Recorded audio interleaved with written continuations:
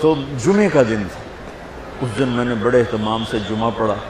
جمعے میں ایک گھڑی ایسی ہے کہ جو دعا مانگو قبول ہو جاتی ہے۔ جمعے کے دن 24 گھنٹوں میں ایک گھڑی ایسی آتی ہے جو دعا آپ مانگو گے تھک جائے گی۔ تو اس دن مجھے لگتا ہے کہ اسی گھڑی میں میری دعا اوپر گئی۔ تو میں گیا مسجد بڑے اہتمام سے، نہا دھوتے، کپڑے وٹاتے، جمعہ پڑھ کے میں کہا یا اللہ مجھے تو کچھ نہیں آتا، میں ابھی جا کے سو جاؤں گا، تو مجھے خواب میں سارا دکھا دینا کیا کیا آنے والا۔ وہ ہو سکتا ہے وہی گھڑی قبولیت کی تھی۔ میں آیا نماز گھر اور کتاب اٹھا کے یوں رکھی اپنے سرانے اور سو گیا۔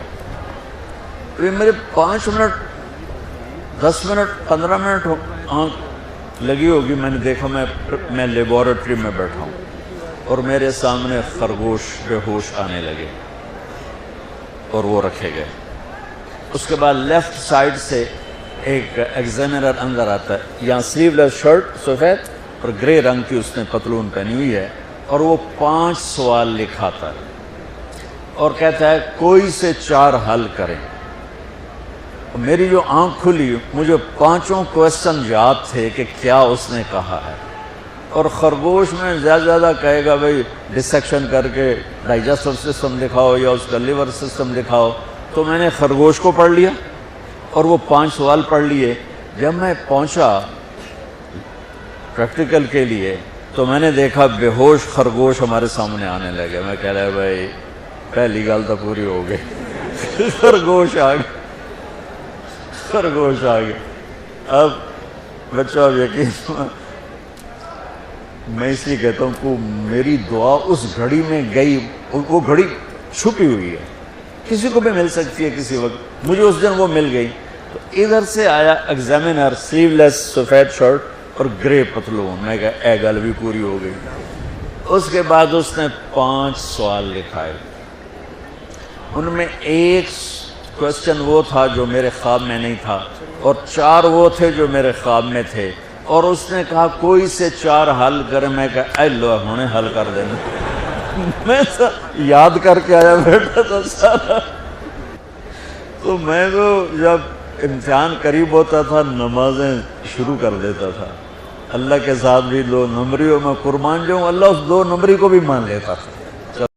میرے نبی نے فرمایا جو 3 جمعے مسلسل چھوڑ دیتا ہے وہ میری ملت سے خارج ہو جاتا ہے، میری امت سے خارج ہو جاتا ہے۔ تو میں اپیل کروں گا ان بہن بھائیوں سے جو نماز میں سستی کرتے ہیں، کم از کم جمعہ ضرور پڑھ لیا کریں۔ عورتوں پہ جمعہ فرض نہیں ہے، مردوں پہ فرض ہے۔ تو میں کہا کرتا ہوں جو دوست ملتے ہیں جی نماز نہیں پڑھی جاتی، تو میں ان سے کہتا ہوں ایک نماز 5 میں سے طے کر لو اور ایک جمعہ طے کر لو، 2 نمازیں شروع کر لو۔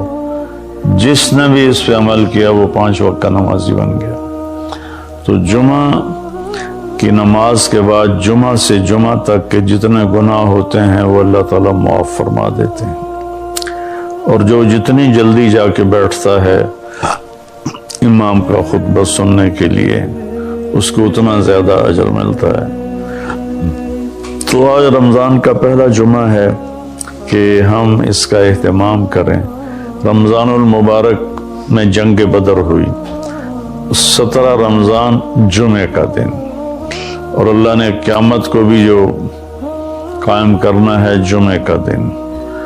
تو ہر دن اللہ کی بارگاہ میں بابرکت ہوتا ہے اگر ہم اس میں اللہ کی مان کے چل رہے ہیں، اور رمضان شریف میں خاص طور پر، اور پھر جمعہ ہو تو خاص طور پر اس میں ہم اپنے عبادت کو بڑھائیں۔ درود شریف جمعے کے دن کا مبارک عمل ہے کثرت سے درود شریف پڑھنا، اور 300 دفعہ جو درود شریف پڑھ لیتا ہے وہ کثرت میں شمار ہو جاتا ہے، اوپر کی کوئی حد انتہا نہیں ہے۔ ہمارے ایک رشتہ دار تھے، وہ انتقال ہو گیا، اللہ ان کو درجے بلند کرے۔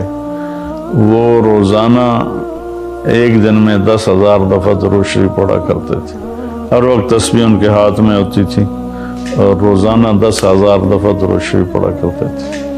تو میرے بہن بھائیوں، میرے عزیزوں، اللہ تعالیٰ نے ہمیں ہر نماز کی بڑی اہمیت بتائی ہے، ہر نماز کی، لیکن خاص طور پر جمعے کی بڑی فضیلت ہے، اور جمعہ بھی رمضان المبارک کا ہو تو اور زیادہ وہ باعث برکت ہے، قابل رحمت ہے۔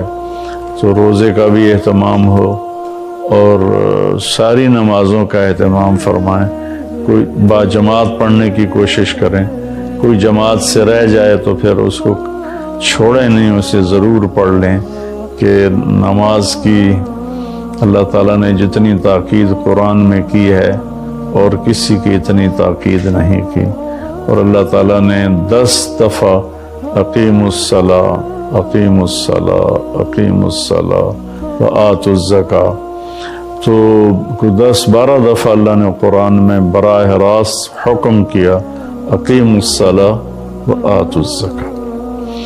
اور ادھر اللہ پاک کی رحمت کے دروازے کھلے ہوئے ہیں، اللہ کا عرش پہلے آسمان پر ہے، جنت کے دروازے کھل چکے ہیں، جہنم کے دروازے بند ہو چکے ہیں، اور میرے نبی کا فرمان ہے کہ اگر میری امت کو پتہ چل جائے رمضان کیا ہے تو تمنا کریں گے کہ سارا سال ہی رمضان ہو، اتنی اللہ کی رحمت ہوتی۔ اللہ نے فضل فرمایا، صرف 1 مہینے کے لیے ہمیں اللہ تعالیٰ نے اس کا پابند کیا۔ تو میرے بھائی بہنوں، اس مہینے کو قیمتی بناؤ، کسی سے ہم لڑے ہوئے ہیں ہم صلح کر لیں، مرنے والے سے پوچھو کہ لڑائی کا کیا نقصان ہوتا ہے، مرنے والے سے پوچھو دنیا کی دوڑ کا کیا نقصان ہوتا ہے، مرنے والے سے پوچھو ماں باپ کی نافرمانی کا کیا انجام ہوتا ہے۔ امام بخاری رحمۃ اللہ علیہ نے ایک واقعہ نقل کیا ہے کہ ایک گاؤں میں ایک نوجوان کو دفن کیا گیا، تو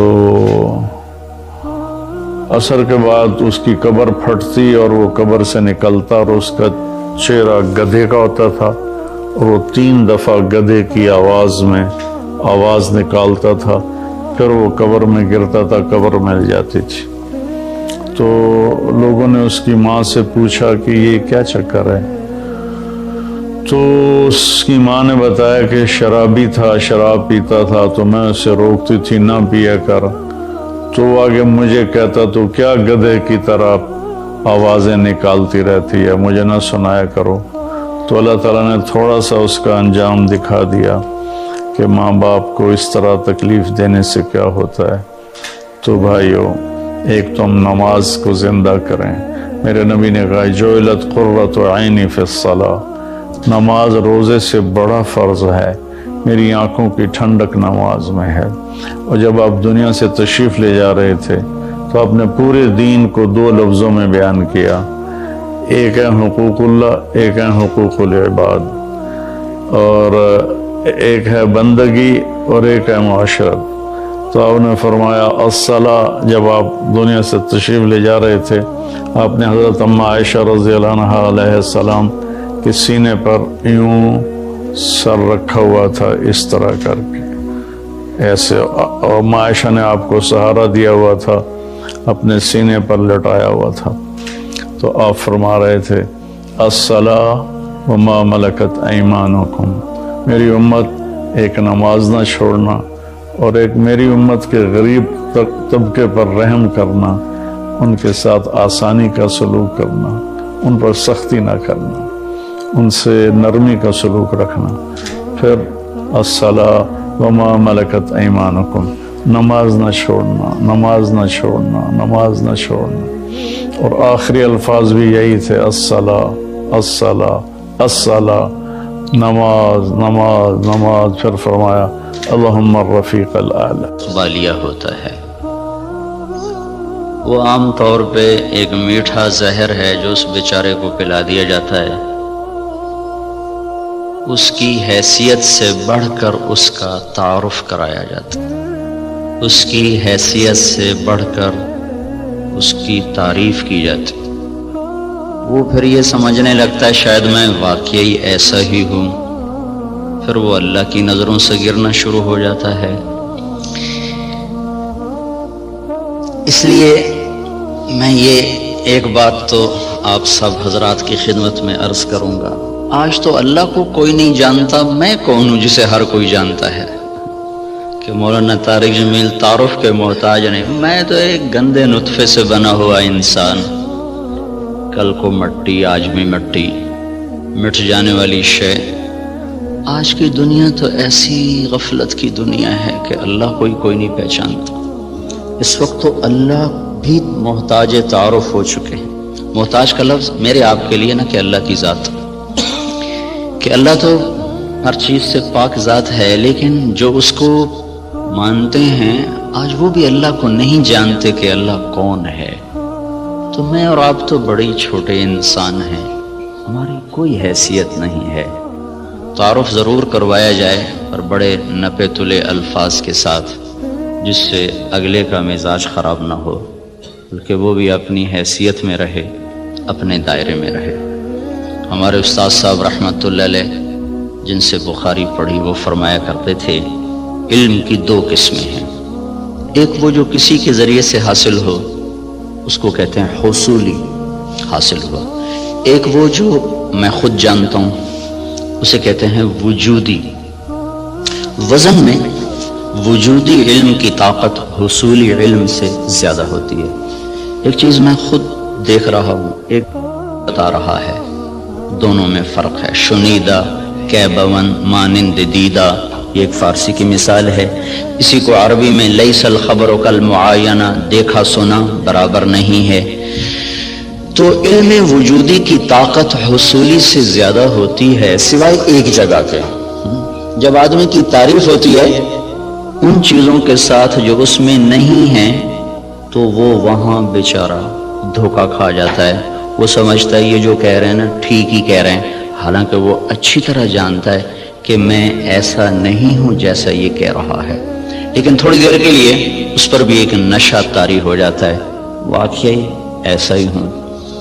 تو اس لیے میں نے یہ عرض کیا کہ آپ لوگوں کی تو مجبوری، آپ کے پاس افسران آتے ہیں، ان کی تعریف نہ کرو تو پھر وہ آپ کو کوئی ڈونیشن نہیں دیں گے، ان کو آپ بڑھا چڑھا کے ارسطو نہ بناؤ، جعلی نوس نہ بناؤ۔ یہ وہ پچھلے دنوں نا جب وہ حکومت نے تعلیم میٹرک تک مفت کا اعلان کیا، تو میں سیالکوٹ میں ہماری جماعت گئی تھی، تو وہاں چاکنگ ہوئی تھی دیواروں پر، وقت کا سر سید پرویز الہی۔ میں کہا بھائی اس سے بڑی بےزتی سر سید کی اور نہیں ہو سکتی۔ جس آدمی نے تن من دھن قربان کر دیا امت کو کسی رخ پر لانے کے لیے اور اس گرداب سے نکالنے کے لیے کہ یا کچھ دنیا کو بھی سمجھنے والے بنے۔ ایک نواب صاحب کے پاس گئے چندہ مانگنے، وہ تھے مخالف ان کے، تو انہوں نے تمسخر اور ٹھٹھے کے طور پر اپنے پرانے جوتے ان کو ڈبے میں پیک کر کے دے دیے کہ آئیے آپ کی اسکول کے لیے چندہ ہے۔ وہ لے گئے علی گڑھ، کھول کے دیکھا تو پرانے جوتے، تو انہوں نے اس کو بازار میں فروخت کیا، وہ کوئی 4 آنے 8 آنے کے بکے، وہ جمع کر کے رسید کاٹ کر لیٹر میں ڈال کے بھیج دی کہ آپ نے جو ہمیں چندہ دیا تھا وہ ہم نے بازار میں بیچا، اس کے اتنے پیسے ہم نے وصول پائے، اس کی رسید آپ کی خدمت میں پیش کر رہا۔ جو آدمی ایسے ذلیل ہو کے کسی کنارے پہنچاؤ، وقت کا سر سید پرویز علیہ، میں کہا اس سے بڑی بےزتی آج تک سر سید کی نہیں ہو سکتی۔ تو خیر یہ ہمارے موضوع کی بات نہیں تھی، لیکن مجھے اپنی جان بھی تو بچانی ہے نا۔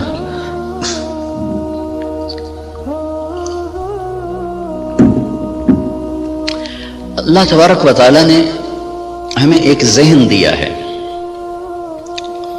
اس وقت ذہن یہ ہے کہ ہم اپنی محنت کا کماتے ہیں، محنت کا کھاتے ہیں، جو کماتے ہیں جو مرضی کریں، یہ ایک ذہن جس کو ہم سرمایہ داری کا نظام کہتے ہیں۔ یہ 1925 میں ایک شخص پیدا ہوا تھا وہاں گلاسکو کا، اس نے یہ نظریہ دیا تھا، اس نے کتاب لکھی تھی دی ویلتھ آف نیشن، تو اس میں اس نے یہ نظریہ دیا تھا کہ آدمی کو کمانے میں آزاد ہونا چاہیے، جو جیسے مرضی کمائے، اس سے مال کی دوڑ لگے گی اور لوگوں کے پاس سرمایہ وافر ہو جائے گا۔ ایڈورڈ سمتھ اس کا نام تھا۔ اس کے مقابلے میں ایک نظریہ تھا جو کارل مارکس نے دیا کہ سب کچھ نیشن کا ہے، حکومت کا ہے، کسی کا کوئی حق کوئی نہیں، حکومت اس کو صحیح طور پر تقسیم کرے گی۔ یہ دو غلط نظریے دنیا میں چلے، ایک ختم ہو گیا، ایک قریب المرگ ہے، ختم ہونے پر ہے۔ اسلام اس کے بیچ میں لاتا ہے، وَكَانَ بَيْنَ ذَلِكَ قَوَامًا، وہ درمیان میں لاتا ہے۔ وہ ملکیت اللہ کی ثابت کرتا ہے، نہ میری نہ حکومت کی۔ الملک للہ۔ ہمارے نبی جب صبح اٹھتے تھے نا تو آپ ایک دعا مانگا کر، صبح اٹھتے ہی اصبحنا واصبح الملک للہ والکبریاء والعظمۃ للہ والخلق والامر واللیل والنہار وما سکن فیہما للہ وحدہ اللہم اجعل اول هذا النہار صلاحا وأوسطه فلاحا وآخره نجاحا أسألك خير الدنيا والآخرة یا ارحم الراحمین۔ ہمارے نبی نے جو ہمیں دعائیں سکھائی ہیں وہ بھی معجزات نبوت میں سے ہیں کہ اتنے خوبصورت اسلوب میں اللہ سے بات کرنا اور مختصر کلمات میں سب کچھ مانگ لینا، یہ صرف نبی سکھا سکتا ہے اور کوئی نہیں سکھا سکتا۔ تو صبح اٹھتے ہی کیا اعتراف عبودیت ہے، عبدیت ہے، اصبحنا واصبح الملک للہ۔ میرے رب، ساری کائنات جس پر دن چڑھ رہا ہے وہ تیری ہی ہے، ساری عظمتیں، جلال و کبریا وہ تیرے لیے ہے، ساری مخلوق، سارا کچھ وہ تیرا ہی ہے، زمین آسمان جو اس کے درمیان ہے وہ سب کچھ تیرا ہے۔ جب سب کچھ تیرا ہے میں تیرا محتاج بن کر تجھ سے سوال کرتا ہوں، یا اللہ اس دن کا اول وہ فلاح بنا دے اور اس کے درمیان کو صلاح بنا دے، اس کے آخر کو نجات بنا دے۔ یہ تصور ہمیں اللہ کی طرف سے ملا ہے کہ جو کچھ میرے پاس ہے وہ بطور استحقاق نہیں، بطور امتحان ہے۔ یہ دو لفظوں میں راستے جدا ہو جاتے ہیں۔ میرے پاس جو کچھ ہے بطور استحقاق نہیں، بطور امتحان ہے۔ جو کچھ ملا، جس کو ملا، دینے والا کوئی اور ہے اور دیا جا رہا ہے اس کے امتحان کے لیے، اور عنقریب یہ اس سے واپس لے لیا جائے گا اور پھر اس کو ایک بہت بڑی عدالت میں پیش کیا جائے گا، پھر وہاں اس کے اچھے اور برے اعمال کو تولا جائے گا، پھر اس پر یا ہمیشہ کے لیے جنت کا فیصلہ ہوگا یا ہمیشہ کے عذاب اور جہنم کا فیصلہ ہوگا۔ ہمیں یہ بنیاد دی گئی ہے، ہم اس پر اپنی زندگی کی عمارت کو تعمیر کرتے ہیں۔ وہ بادشاہ وقت بھی ہے، تو اگر وہ دین کو سمجھتا ہے تو وہ کبھی یہ دعویٰ نہیں کرے گا کہ ملک میرا ہے۔ یہ دعویٰ فرعونی ذہن کے لوگ کرتے ہیں، الیس لی ملک مصر وہذہ الانہار تجری من تحتی افلا تبصرون، مصر میرا ہے، نہریں میری ہیں، میں جو چاہے مرضی کروں۔ اس کے بدلے میں جس کو اللہ تعالیٰ ایمان کی دولت دیتا ہے وہ کہتا ہے ملک اللہ کا ہے، میں تو امانت دار ہوں، حکومت اللہ کی ہے، میں تو امانت دار ہوں، میں تو اس میں خیانت نہیں کر سکتا۔ عمر بن عبدالعزیز کے بچوں نے ماں سے کہا کپڑے چاہیے، عید آ رہی، انہوں نے خاوند سے کہا، اور عمر بن عبدالعزیز 3 بر اعظم پر حکمران ہیں، میں بیت المال ایسا بھرا کہ نہ بعد میں کبھی بھرا نہ پہلے کبھی بھرا۔ تو انہوں نے، بیوی نے عرض کیا کہ بچے کپڑے مانگ رہے ہیں، تو انہوں نے فرمایا میرے پاس تو پیسے کوئی نہیں۔ اس سے پہلے خلفاء نے خزانے کو استعمال کیا جیسے چاہا، انہوں نے اپنا سمجھ لیا تھا، دھوکہ کھا گئے۔ ایک ایمان والا آیا، اللہ سے ڈرنے والا آیا، اس نے کہا الملک للہ، کہا فاطمہ یہ تو دولت میری نہیں ہے، یہ تو امانت ہے، میرے پاس پیسے نہیں، میں کپڑے کہاں سے لے کر دوں؟ بیوی نے کہا اگلے مہینے کی تنخواہ ایڈوانس لو، میں اس سے کپڑے سی لوں گی، روٹی کا خرچہ میں گھر بیٹھے مزدوری کر کے نکال لوں گی۔ کہنے لگے ہاں یہ میں کر سکتا ہوں.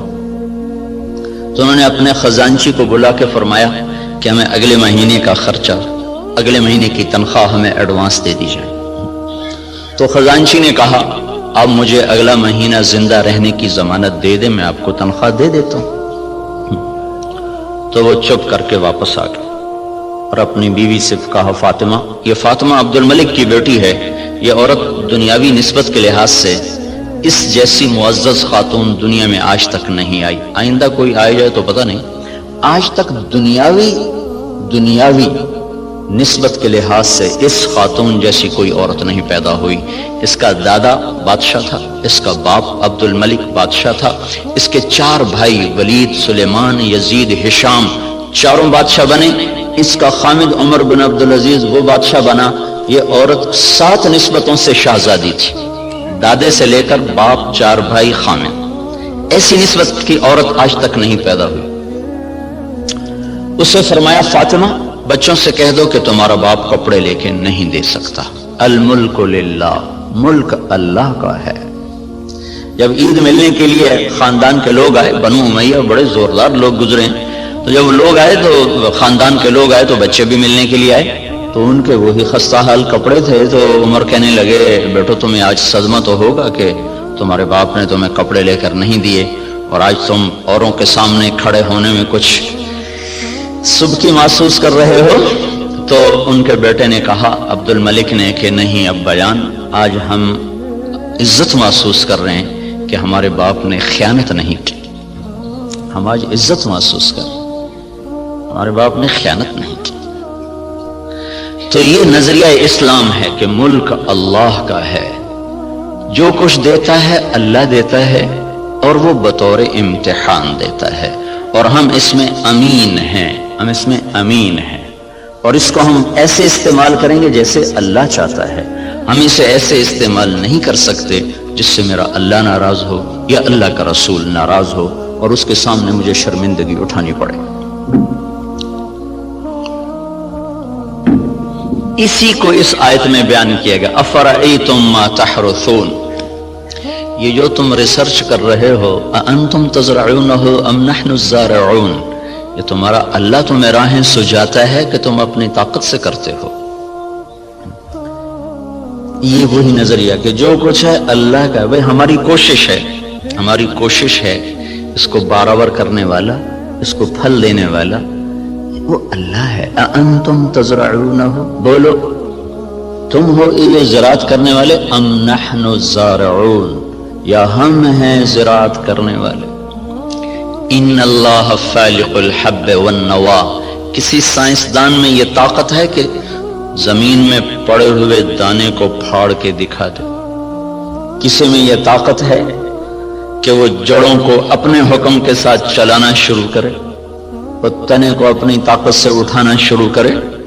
کسی میں یہ طاقت ہے کہ وہ زمین کی رگوں سے غذا کو سمیٹ کر درخت کو پہنچائے، اور پھر اس کے اندر رنگ بھرے، اس کے اندر ذائقے بھرے، اس کے اندر مٹھاس بھرے، اور اس کے اندر تاثیرات کو بھرے، اس کے اوپر چھلکے کو لائے، کسی کو کاشوں میں بھر دے، کسی کو دانوں میں بھر دے، کسی کو میں گٹھلی بنا دے، کسی کو بن گٹھلی کے بنا دے، کسی میں مٹھاس ڈال دے، کسی میں کھٹاس ڈال دے. تو آسمان والا دعویٰ کر رہا ہے لو نشاء لجعلناہ حطاما، میں چاہوں تو تمہاری کھڑی کھیتیوں میں سے پھل کھینچ دوں اور کھڑی کو بھوسا بنا دوں. فظلتم تفکہون، بیٹھے باتیں کرتے رہ جاؤ. انا لمغرمون، ارے قرضے چڑھ گئے بھائی. بل نحن محرومون، بلکہ سب کچھ چھپ گیا، مول ہی گیا. تو یہ ہمیں نظریہ قرآن دیتا ہے کہ ہم جو کچھ کرتے ہیں وہ اللہ کی امانت ہے، تائید ربانی شامل حال ہے، اللہ کا ہم ساتھ ہے، تب یہ قدم ہمارے اٹھتے ہیں. اس نظریے والے کی تحقیق اور ریسرچ پر بھی وہی کچھ ہوتا ہے جو ایک کافر کی ریسرچ پر ہوتا ہے. تو فرق کیا ہے اس نظریے کے ساتھ ایوب ریسرچ آنا اور اللہ کے انکار کے ساتھ کسی لیبارٹری میں جانا؟ نتیجہ تو دونوں کو اللہ دے دیتا ہے، اس کو بھی دے دیتا ہے، اس کو بھی دے دیتا ہے. تو لیکن اس کا فرق کیا ہے؟ اس کا فرق پڑتا ہے عملی زندگی میں کہ جو آدمی اپنا سب کچھ کر کے چلتا ہے پھر وہ آزاد ہو کے چلتا ہے، وہ اپنی ترتیب زندگی میں نہ اللہ کو پہچانتا ہے نہ اس کے رسول کو پہچانتا ہے، اور جو اسے اللہ کی امانت سمجھ کے چلتا ہے اس کی ترجیحات تبدیل ہو جاتی، وہ اللہ اس کے رسول کو سامنے رکھ کر چلتا ہے، اور وہ آخرت میں جواب دہ ہونے کے احساس سے چلتا ہے۔ یہ دو سوچ ترجیحات کو تبدیل کر دیتی ہے، ان کی سوچ اور طرف چلی جاتی ہے، وہ حرص و ہوس کے بندے بن جاتے ہیں، اللہ اس کے رسول سے غافل ہو جاتے ہیں۔ یہ قدم قدم پہ لرز لرز کے چلتا ہے، کانپ کانپ چلتا ہے۔ یہ عملی زندگی میں پھر یہ نظریہ طاقتور بن کے انسانیت کو صحیح رخ پر لاتا ہے، جو آپ کے ڈاکٹر صاحب نے فرمایا کہ ہم ذلت و پستی کا شکار ہیں۔ وجہ دین سے دوری ہے، دین سے دوری کی وجہ نظریات کمزور ہو چکے ہیں، تصورات کی دنیا میں اللہ نہیں بس رہا، اللہ کا رسول نہیں بس رہا، جنت اور جہنم کا تصور موجود نہیں ہے، اس لیے قدم بہک گئے، راستوں سے بھٹک گئے، ترتیب ساری الٹی ہو کے رہ گئی۔ تو اللہ تعالیٰ ہمیں یہ ذہن دیتا ہے، تم اگاتے ہو کہ اللہ اگاتا ہے۔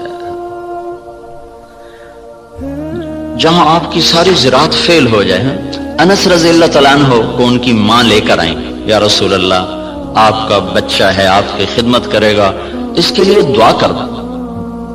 تو آپ نے فرمایا اللہم بارک لہ فی عمرہ و مالہ، اللہ اس کے مال میں عمر میں برکت دے دے۔ تو انس رضی اللہ عنہ فرمایا کرتے تھے کہ اللہ تعالیٰ نے مجھے اتنی زندگی دے دی کہ اب میں زندگی سے تنگ آ گیا، اللہ کے نبی نے لمبی عمر کی دعا دی، اور ساری دنیا میں کھجور کا پھل سال میں ایک دفعہ پھلتا ہے، کھجور کا درخت، لیکن انس رضی اللہ تعالیٰ عنہ کا باغ سال میں 2 دفعہ پھل دیتا تھا۔ وہ گرمی میں بھی پھل لیتا تھا، سردیوں میں بھی پھل لیتا تھا، نہ ٹیکنالوجی تھی، نہ سائنس، نہ کچھ، صرف اللہ کے نبی کی دعا تھی کہ یا اللہ اس کے رزق میں برکت عطا فرما۔ تو ان کے پھل سال میں 2 دفعہ آتے تھے۔ وہ کھجور تو ویسے ہی بہت دیر کے بعد پھل لیتی ہے۔ سلمان فارسی آئے کہ یا رسول اللہ آزادی تو ملی پر نہ ملنے کے برابر، کا کیوں؟ کہ وہ یہودی نے کہا ہے 100 پودے کھجور کے لگاؤ، جب وہ پھلدار ہو جائیں پھر تمہیں آزاد کروں گا۔ اب کھجور جلدی پھل لینے میں آ جاتی ہے، وہ تو وہی دور تھا جو پرانے زمانے کی کھجوریں تھی جو چل چل چڑھ چڑھ کوئی 10 سال کے بعد پھل دینا شروع کرتی تھی۔ تو میری آزادی تو پھر نہ ہونے کے برابر، کہ اچھا چلو مجھے لے چلو۔ 3-4 سال پہلے وہ جگہ میں دیکھنے گیا تھا جہاں وہ باغ تھا، انہوں نے باڑ لگائی ہوئی ہے، اس کے چاروں طرف باغ تو نہیں ہے، وہ خالی جگہ پر ہے وہاں موجود۔ تو آپ نے کھجور اٹھاتے اور لگا دیتے، کھجور اٹھاتے لگا دیتے، سال کے اندر اندر ساری کھجوریں بڑھ کے پھل دینے لگے، صرف 1 سال۔ ایک کھجور اٹک گئی، یا رسول اللہ ایک کھجور نہیں اٹکی، کیا ہوا؟ تو حضرت عمر بولے یا رسول اللہ وہ میں نے لگائی تھی، کہ تیرا بھلا تو نے کیوں لگائی تھی؟ پھر آپ تشریف لے گئے، پھر آپ نے اپنے ہاتھ سے لگایا، سال کے اندر وہ پھلدار ہو گئی۔ اب یہاں ساری سائنس بھی فیل ہے، ٹیکنالوجی بھی فیل ہے۔ اَأَنْتُمْ تَزْرَعُونَهُ أَمْ نَحْنُ الزَّارِعُونَ، تم اگاتے ہو کہ تمہارا اللہ اگاتا ہے، تم زراعت کرتے ہو کہ تمہارا اللہ کرتا ہے۔ زراعت کو پانی کے ساتھ جوڑا ہے تو اللہ تعالیٰ فرمایا أَفَرَأَيْتُمُ الْمَاءَ الَّذِي تَشْرَبُونَ أَأَنْتُمْ أَنزَلْتُمُوهُ مِنَ الْمُزْنِ أَمْ نَحْنُ الْمُنزِلُونَ، یہ پانی تم بارش کا برساتے ہو کہ تمہارا اللہ برساتا ہے۔ بارش نہ ہو تو آپ مجھ سے زیادہ جانتے ہیں کہ زمین کا پانی، دریاؤں کا پانی وہ تاثیر نہیں رکھتا جو اللہ نے بارش کے پانی میں تاثیر رکھی۔ زندگیوں کو زندگی مل جاتی ہے۔ وَتَرَى الْأَرْضَ حَامِدًا وَتَرَى الْأَرْضَ خَاشِعًا، 2 لفظ قرآن استعمال کرتا ہے۔ زمین کو دیکھو وہ ایسے پھٹی پڑی ہوتی ہے، حامدہ، اس کا ظاہر ختم ہو چکا ہوتا ہے۔ وَتَرَى الْأَرْضَ خَاشِعًا، اندر باہر سے زمین برباد ہوتی ہے۔ تو پھر ایک دم اللہ تعالیٰ آسمان سے پانی برساتا ہے، جب آسمان سے پانی اترتا ہے اہتزت وربت وانبتت من کل زوج بہیج، تو بارش سے زمین وجد میں آ جاتی ہے، رقص میں آ جاتی ہے۔ اہتزت جیسے خوشی سے لوگ جھومنے لگتے ہیں، ایسے جب تمہارا رب آسمان سے بارش برساتا ہے تو زمین خوشی سے جھومنے لگتی ہے کہ اللہ تعالیٰ اس میں وہ کچھ اتارتا ہے جو انسان کے بس میں نہیں ہے۔ تو زراعت کے نیچے پانی کو اللہ تعالیٰ لے کر آئیں کہ یہ تم نے اتارا کہ تمہارے رب نے اتارا. لو نشاء جعلناہ اجاجا، اگر میں چاہوں تو دنیا کے سارے میٹھے پانی کو کڑوا کر دوں تو پھر کیا کرو گے؟ کہاں سے لاؤ گے پانی؟ تو آج کل تو ٹیکنالوجی کا دور ہے نا، کوئی کہہ سکتا ہے کہ ہم پلانٹ لگا لیں گے، میٹھا بنانا شروع کر دیں گے، پانی میٹھا شروع کر دیں گے. تو اسی ذہن کے لیے اللہ تعالیٰ نے ایک آیت اور اتاری ہوئی ہے، قل ارأیتم ان اصبح ماؤکم غورا فمن یاتیکم بماء معین. مجھے بتاؤ جو میں تمہارا پانی ہی ختم کر دوں تو کہاں سے لاؤ گے؟ ویسے ہی ختم کر دے. ان اصبح ماؤکم غورا، ایک قلعہ فتح نہیں ہو رہا تھا ملک شاہ کے زمانے میں، لمبا زمانہ گزر گیا، قلعہ نہیں فتح ہوا، پہاڑی پر تھا. ایک صبح اٹھے تو سارے شہر والوں نے سفید جھنڈے لہرائے ہوئے دروازے کھول دیے. کیا ہوا بھائی؟ رات کو نظام الملک جو وزیر تھا، وزارت کے لحاظ سے شہرت پانے والوں میں اسلامی تاریخ میں نظام الملک کا نام قیامت تک رہے گا. بہت اعلیٰ درجے کی صفات کا حامل اور ایسی وزارت کی کہ آج تک اس کی مثالیں دی جاتی ہیں. وہ سالار لشکر تھا. جب وہ تنگ آ گیا نا تو اس نے رات کو اٹھ کے دعا کی، یا اللہ ہم سے نہیں فتح ہو رہا، تو راستہ کھول دے. صبح قلعے کے دروازے کھول کے لوگ نیچے اتر آئے، کہا جی ہم ہتھیار ڈالتے. کیا ہوا؟ کہ رات میں سارے شہر کا پانی خشک ہو گیا، ایک قطرہ پانی کوئی نہیں، ایک بوند پانی کوئی نہیں. دھس ان اصبح ماؤکم غورا، پانی کو دھسا دوں، کہاں سے لاؤ گے؟ اور دھنسے کو نکال دیں. حدیبیہ پر جب پہنچے 1400 آدمی، کنواں خشک، وہ پانی ختم. وہ تو حادثہ پیش آ گیا کہ انہوں نے اندر جانے سے روک دے، وہ تو مکے جانے کی تیاری کر آئے تھے، راستے میں روک دیے گئے، پانی ختم ہو گیا. تو یا رسول اللہ پانی ختم ہے، کیا کریں؟ تو آپ نے کہا کوئی تھوڑا بہت ہو تو لاؤ. تو ایک آدمی تھوڑا سا پانی لے کر آیا، تو آپ نے منہ میں ڈال کے خشک کنویں میں کلی کی، تو کنویں کا پانی ابلتا ہوا باہر اٹھتے اوپر تک آ گیا. خشک کو اٹھا دیا، کھڑے کو دھنسا دیا.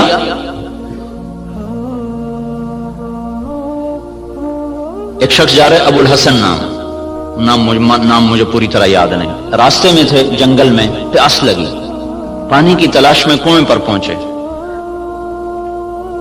دیکھا تو پانی نیچے. تو انہوں نے اپنے موزے کو اتارا، جوتے کو اتارا، وہ لمبا جوتا ہوتا تھا، اس کو پگڑی سے باندھ کر نیچے لٹکایا تو پانی نیچے تھا، وہاں تک جوتا نہیں جا سکا. تب پریشان ہو کے بیٹھ گئے، اب کیا کروں، پیاس سے جان جا رہی. اتنے میں کہ ہرن دوڑتا ہوا آیا، اس نے آ کر تیزی کے ساتھ پہلے یوں نیچے نظر دوڑائی تو پانی بہت نیچے، پھر سیدھا ایسے آسمان کو دیکھا، ایسے یوں دیکھنا تھا کہ پانی فوارہ مارتا ہوا منڈیر کے ساتھ آ کے لگ گیا. تو اس نے پیا، انہوں نے بھی پیا. تو ان کو دل میں خیال آیا یہ کیا چکر ہے، یہ جانور اس کے لیے اتنا اکرام اور میں انسان اور ایمان والا، میرے لیے تو یہ ہوا نہیں، جانور کے لیے یہ ہو گیا. تو ایک آواز سنی تو رسی اور ڈول کے سہارے ڈھونڈتا رہا. اس نے سیدھا اپنے رب کو پکارا. اللہ پکارنے والوں کی ایسے ہی سنتا ہے.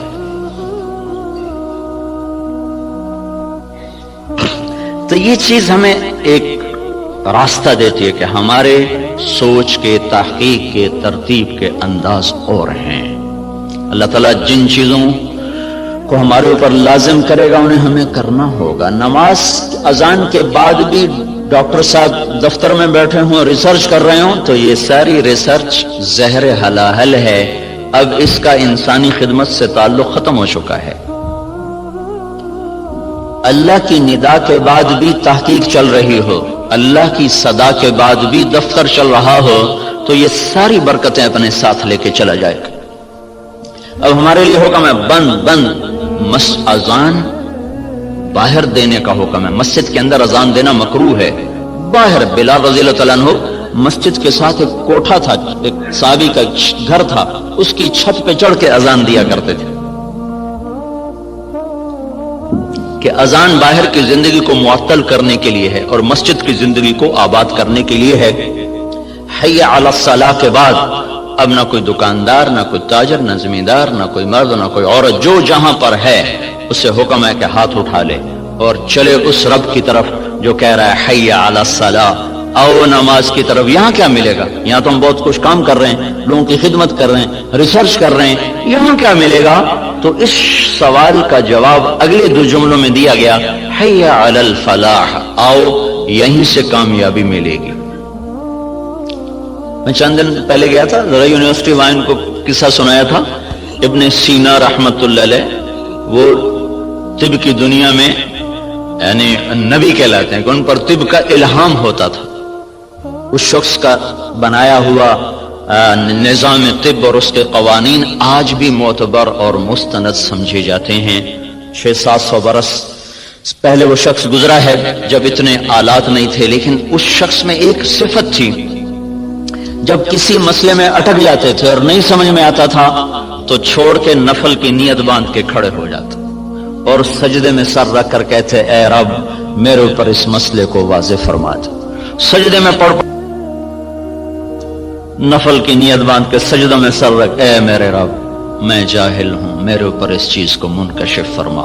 پھر 1 دفعہ 2 دفعہ 3 دفعہ کرتے کرتے کرتے کرتے مانگتے مانگتے کا وہ چیزیں ان پر کھلتی تھیں، اور ایسا وہ لوگوں کو فن دے کر گئے ہیں کہ آج بھی ان کے فن کو تسلیم کیا جاتا ہے، اتنی تحقیقات کے باوجود بھی۔ تو آپ بھائی بہت بڑے کام میں لگے ہوئے ہیں، بہت بڑی ضرورت پوری کرنے میں لگے ہوئے ہیں۔ زراعت فرض کفایہ ہے، تجارت جائز ہے، تجارت کرنا جائز اور زراعت کرنا فرض کفایہ۔ اگر لوگ تجارت چھوڑ دیں تو گناہگار نہیں ہوں گے، لیکن اگر سارا طبقہ زراعت چھوڑ دے تو گناہگار ہو جائیں گے۔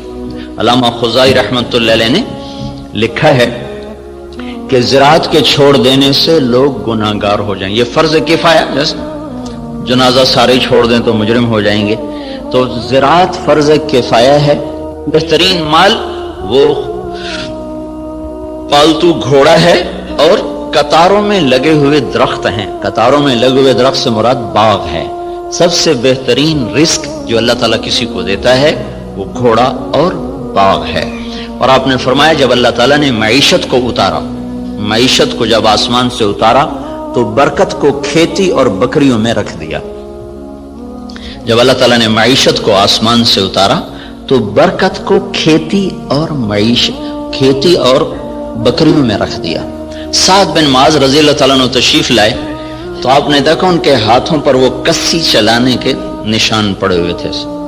تو آپ نے کہا سعد کیا ہے یہ؟ کہا جی یہ کسی کے نشان ہے، میں زمین کھودتا ہوں، گوڑی کرتا ہوں، گوڑی کرتے نا زمانے میں ہاتھوں سے کرنا، یا رسول اللہ وہ میں خود کرتا ہوں، اس کے کرنے کی وجہ سے یہ میرے نشان پڑ گئے ہیں، بچوں کی روٹی کماتا ہوں۔ تو آپ نے ان کا ہاتھ لے کر ایسے چوما اور کہا اس ہاتھ پر جہنم کی آگ حرام ہے۔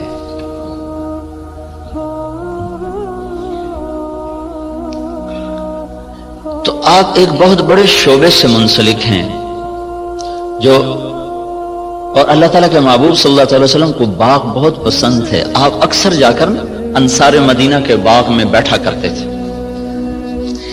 معاویہ رضی اللہ تعالیٰ عنہ سے کسی نے پوچھا، ایک بدو سے پوچھا تجھے کون سا مال پسند ہے؟ کہنے لگا چشمہ ہو عین خوارہ وعرض خرارہ، چشمہ ہو ابلتا ہوا، زمین ہو سرسبز، او نعجۃ صفراء فی قطعۃ خضراء، یا بکریاں ہوں اور ساتھ سرسبز چراگاہ ہو، یا کھجوروں کا باغ ہو اور اس کی چھاؤں ہو۔ تو کہنے لگے اللہ کے بندے سونے چاندی کا تو نے ذکر ہی نہیں کیا۔ انہوں نے کہا امیر المومنین دفع کرو، یہ بھی کوئی چیز ہے، خرچ کرو تو ختم ہو جائیں، نہ کرو تو پتھر کی طرح پڑے رہیں۔ تو اللہ تعالیٰ کے محبوب صلی اللہ تعالی علیہ وسلم نے ان ہاتھوں کو چوما کہ ان پر جہنم کی آگ حرام ہے۔ اور معاویہ رضی اللہ تعالیٰ عنہ اتنی بڑی زراعت تھی کہ ان کے کھیت میں 5 لاکھ من گندم ہوتی تھی۔ جس زمانے میں یہ ایسی اقسام تیار نہیں ہوئی تھیں کہ جو ایکڑ میں 50 من ہو اور ایکڑ میں 60 من ہو. وہ ایک پرانی ہم نے بھی تھوڑی سی رکھی ہوئی ہے باپ دادے کی 591. وہ بس ہم اپنے کھانے کے لیے 2 ایکڑ کاشت کر لیتے ہیں. 15-20 من ایک ایکڑ سے وہ ہوتی. یہ اقسام نہیں تھیں اور اس کے باوجود 5 لاکھ من گندم ان کے فارم سے نکالی جاتی تھی. اور عمر رضی اللہ تعالیٰ عنہ جب خلیفہ بنے تو انہوں نے اپنے ساتھ تھوڑا بہت اپنا کام کرتے تھے تو چلتے چلتے چلتے ان کی سالانہ جو آمدن تھی وہ 40,000 اونٹ تھے. 40,000 اونٹ عمر رضی اللہ تعالیٰ عنہ کے سارا سال وہ چراگاہوں میں چرتے رہتے تھے اور روزانہ 20 اونٹ ذبح کر کے مہمانوں کو کھلایا کرتے تھے اور خود مہینے میں 1 دن گوشت کھاتے تھے. اپنی ذات کے لیے مہینے میں 1 دن گوشت اور مہمانوں کے لیے روزانہ کا دستور تھا. 20 اونٹ روزانہ ذبح ہوتے تھے اور لوگوں کو کھلایا جاتا تھا. تو اب یہ تحقیق اور ریسرچ تو سب کچھ ہے اور بڑی جان بھی لگ رہی ہے اور خود ہم دیکھ رہے ہیں کہ ہماری 5 من کپاس ہوتی تھی اب وہی 30 من ہو رہی ہے, 35 من تک چلی جاتی ہے. ہماری 15-20 من گندم ہوتی تھی وہ 60 من تک خود میرے اپنی زمین میں نکلی ہے. اوسط کے لحاظ سے تو نہیں لیکن 2, 4, 10 ایکڑ ایسے ہر دفعہ دیکھے کہ ان پہ 60 من تک گندم چلی گئی, 100 من تک مکی چلی گئی ہے. لیکن وہ جو ڈاکٹر صاحب نے بات کی تھی کہ ذلت تو ساتھ نہیں چھوڑ رہی, وہ تو اسی طرح چھائی ہوئی ہے. اتنی فراوانی کے باوجود ذلت سروں سے جائی نہیں رہی کہ اس کے لیے ایک اور نظام ہے, اس کے لیے اور اسباب ہیں. اس ریسرچ و تحقیق و تدقیق کے ساتھ ایک نظام اور ہے, وہ ہے اللہ اس کے رسول کی پسندیدہ ترتیب زندگی کو بھی سیکھنا اور اس کو بھی اپنی زندگی میں شامل کرنا اور اس کو لے کر ساری دنیا میں پھرنا. اس امت کا جو کام ہے وہ ساری دنیا کے انسانوں کو اللہ کا تعارف کروانا اور اللہ کے دین کی طرف بلانا ہے. وہ پہلو ہمارا بالکل خالی ہو گیا ہے. میں مکہ میں تھا تو مجھے ایک ملے, اس کے PhD تھے ارضیات کے. ایک جگہ کھانے پہ ان سے ملاقات, وہ مجھ سے کہنے لگے آپ کے پاکستان کی جو زمین ہے ساری دنیا میں ایسی زمین کسی ملک کے پاس نہیں ہے. جو اللہ تعالیٰ نے قدرتی اس کے اندر صفات رکھی ہیں دنیا کے کسی خطے میں یہ صفات موجود نہیں. میں نے کہا آپ کی بات درست ہے, لیکن ایک اور ہمیں وائرس لگ گیا ہے جس نے ہماری ہر شے کو برباد کر دیا ہے. وہ بددیانتی اور خیانت کا وائرس ہے جو جان ہی نہیں چھوڑ رہا. امریکن سنڈی بھی مر گئی اور کپاس کے وائرس کا بھی علاج ہوگا. تو بیوٹی کپاس میں نے اس دفعہ 10 ایکڑ کاشت کی تجربے کے طور پر, جس پر سنڈی ویسے ہی نہیں آتی, وہ نہیں آئی. ہم نے 10 ایکڑ کاشت کیا تجربے کے طور پر, اس پر سارے سیزن میں کوئی سنڈی کا اٹیک نہیں ہوا سوائے لشکری سنڈی کے. تو وائرس کو بھی کنٹرول ہو گیا, سنڈیاں بھی کنٹرول ہو گئیں. لیکن یہ جو بددیانتی کا وائرس لگا ہے یہ مصیبت خانہ بڑھتا ہی جا رہا ہے, بڑھتا ہی جا رہا ہے. جب تک یہ اندر سے نہیں نکلے گا اللہ تعالیٰ کی نظروں سے ہم گرتے رہیں گے, گرتے رہیں گے, گرتے رہیں گے. کہ محبوب پاک صلی اللہ تعالی علیہ وسلم کا ارشاد ہے اذا اتخذ الفیء دوبلا, جب میری امت میں حکومت کے افسران بددیانت ہو جائیں گے اور حکومت کے خزانے کو خود لوٹنا شروع کر دیں گے. والامانۃ مغنما, اور عوام الناس بھی بددیانت ہو جائیں گے, جس کے پاس امانت رکھی جائے گی وہ کھا جائے گا. والزکاۃ مغرما, اور مالدار لوگ بخیل ہو جائیں گے اور زکوٰۃ دینا چھوڑ دیں گے. وتعلم لغیر الدین, اور جب میری امت کے علماء کا رخ اللہ کی طرف بڑھنے کی بجائے بادشاہوں کی طرف بڑھنا شروع ہو جائے گا اور علم دین کو اللہ کی بجائے دنیا کے لیے حاصل کیا جانے لگے گا. وَأَطَاعَ الرَّجُلُ زَوْجَتَهُ, اور لوگ بیویوں کے فرما بردار ہو جائیں گے. وَعَقَّ أُمَّهُ, اور ماؤں کے نافرمان ہو جائیں گے. اور ادنا صدیقہ, دوست کو دیکھ کر باہیں پھیلا کر گلے سے لگائیں گے. وَأَقْصَى أَبَاهُ, باپ کو دیکھ کر ان کو دھکا دے کے راستے سے ہٹا دیں گے. وَصَادَ الْقَبِيلَةَ فَاسِقُهُمْ, قبیلے کا سردار نافرمان ہوگا. وَأُكْرِمَ الرَّجُلُ مَخَافَةَ شَرِّهِ, ایک دوسرے کو اکرام کر کے بھی آپس میں بغض رکھا ہوا ہوگا. مسکرا کر بھی ملنا ہوگا, اندر میں نفرت بھی ہوگی. ایک دوسرے کے شر سے بچنے کی ہر ایک کی نیت ہوگی. وَكَانَ رَئِيسُ الْقَوْمِ أَرْذَلَهُمْ, बड़े बड़े कलीदी ओहदों पर निकम्मे लोगों को बिठा दिया जाएगा, ना अहल लोगों को बिठा दिया जाएगा। वरतफ़तिल अस्वातु फिल मसाजिद, मस्जिदों में लड़ाइयाँ शुरू हो जाएंगी और फिरकावारियत की आग भड़क उठेगी। वज़हरतिल क़ैनात वल मआज़िफ़, और गाने वालियाँ मुअज़्ज़ज़ और मोहतरम हो जाएंगी और गाने वालियाँ आम हो जाएंगी और मौसीकी चारों तरफ फैल जाएगी और मौसीकी के आलात हर तरफ आम हो जाएंगे। वो शुरबतुल खुमूर, और शराब आम हो जाएगी। वलुबिसल हरीर, और मालदार लोग मर्द रेशम इस्तेमाल करेंगे। वलाना आखिर हादिहिल उम्मत अव्वलहा, और इस उम्मत के आज के लोग पहले लोगों को जाहिल, अनपढ़, इस किस्म के इसके अलकाबात से नवाजेंगे। जब मेरी उम्मत में ये सब कुछ होगा, जब ये सब कुछ होगा, तो फिर कोई दवा कारगर नहीं, कोई तबीब कारगर नहीं, कोई तदबीर सिरे न पहुंचेगी। फिर क्या होगा? फलयर्तकिबू इंद ज़ालिका रिहन हमरा व ज़लज़लतन व मस्कन व क़ज़फ़न व खस्फन व आयातुन मुतताबिआत। फिर मेरी उम्मत पर ज़लज़ले आएंगे, फिर मेरी उम्मत पर हवाएं पागल बन के टूट पड़ेंगी, फिर इनको जमीन में धंसा दिया जाएगा, फिर इन पर पत्थरों की बारिश होगी, फिर इन पर ऊपर नीचे अजाब के कोड़े बरसेंगे। इस तरह अजाब आएंगे जैसे तस्बीह टूट जाए और उसके दाने टप टप टप गिरते हैं। ऐसे ऊपर नीचे अल्लाह की तरफ से तंबीहात का एक निजाम चलेगा। जब तक इन बुराइयों से ये निकलेंगे नहीं, उस वक्त तक इन्हें कोई अल्लाह के यहाँ इज्जत नहीं दिला सकता, ना ये दुनिया बना सकते, ना ये आखिरत बना सकते। काफिर और हम में फर्क है, वो जो मर्जी करें, अगर वो दुनिया के असबाब को ठीक इस्तेमाल कर लेंगे तो अल्लाह उनके हक में नतीजा दे देगा। कमाया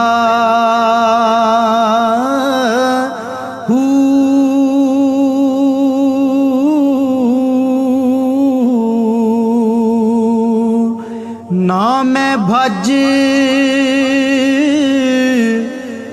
मसीती वड़िया, ना तस्बा